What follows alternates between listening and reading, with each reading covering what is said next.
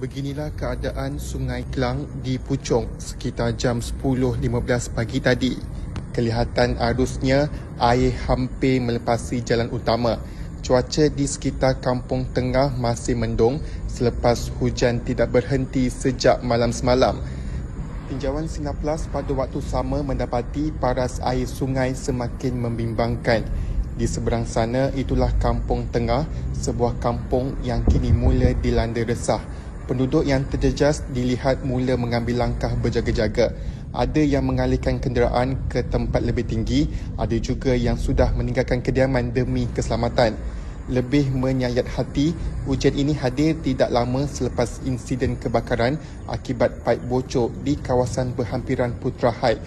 Ia seolah-olah penduduk kampung telah jatuh lagi ditimpa tangga.